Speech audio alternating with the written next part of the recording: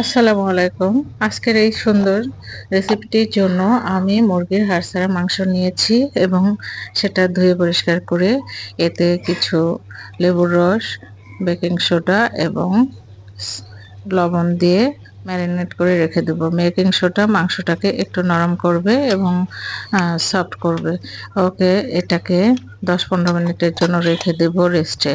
অন্যদিকে আমি বিভিন্ন সবজি নিব, যেমন সবুজ ক্যাপসিকাম, গাজর, পেঁয়াজকলি, তারপরে টমেটো, এগুলো সবগুলোই কিউব করে কেটে নিব এবং গাজরকে নিব চাকা চাকা করে।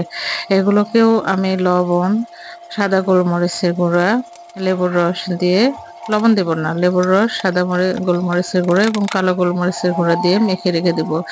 এখন আমি ম্যারিনেট করা মাংসটি বের করে নিয়ে এতে আদা, রসুন, জিরা পেস্ট, হলুদ, মরিচের গুঁড়া, ধনিয়া গুঁড়া এবং একটু সয়াবিন তেল দিয়ে মেখে কালো গোলমরিচের গুঁড়াও দিয়ে দিয়েছি, সাদা গোলমরিচের গুঁড়াও আবার দিয়েছি। এগুলো ঢেকে রেখে দেব।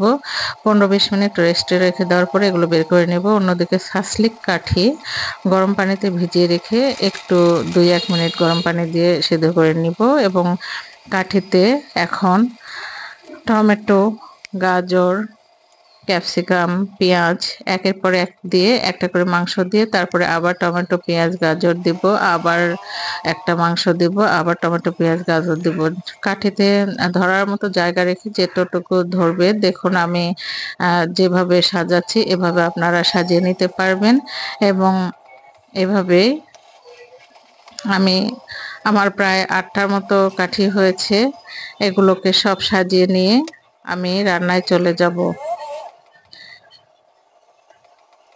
বিভিন্ন কালারফুল হওয়ার কারণে বয়স্ক থেকে বাচ্চারা সবাই এটাকে খুব পছন্দ করে এবং আমরা সবাই এটাকে উপভোগ করি। খুব সুস্বাদু একটি খাবার। সাজানো হয়ে গেলে চুলায় প্যান দিয়ে, প্যান যখন গরম হয়ে আসবে, মাঝারি আছে প্যানের মধ্যে আমি কিছু বাটার দিয়ে দিব এবং বাটার মেল্ট হয়ে আসলে সাসলিক কাঠিগুলো, আমি বলে রাখি আজকের এই রেসিপি হচ্ছে চিকেন সাসলিক। সাসলিক কাঠিগুলো সব দিয়ে দিব এবং 5-7 মিনিট এটা ঢেকে সুন্দর করে এক সাইড হয়ে গেলে এটাকে আবার উল্টিয়ে অন্য সাইডেও সুন্দর করে রান্না করে নিয়ে নিব। অর্থাৎ টোটাল 6-7 মিনিট রান্না করলে আমাদের রান্নাটা হয়ে যাবে, অর্থাৎ সাসলিকগুলো ভাজা হয়ে যাবে। সুন্দর একটা ঘ্রাণ বের হয়েছে, যেহেতু বাটার দেওয়া আছে, মাংসের ঘ্রাণ অসাধারণ ঘ্রাণ, ঘ্রাণেই অর্ধেক ভোজ। উল্টে দিব খুব সাবধানে যাতে কাঠিটা ভেঙে না যায় এবং মাংসগুলো এক সাইডে পোড়া পোড়া হয়ে যায়। সাসলিকের ইনগ্রেডিয়েন্টসগুলো দেখো আমি উল্টিয়ে দিচ্ছি।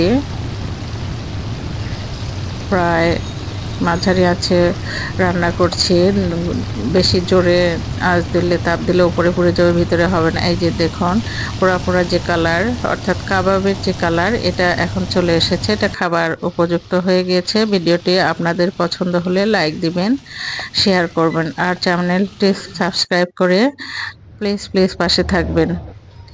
আর দেখুন সবাই কত চমৎকারভাবে উপভোগ করছে, কত সুন্দরভাবে খাচ্ছে এবং এনজয় করছে খাবারটি। আমিও আছি এখানে। ধন্যবাদ সবাইকে।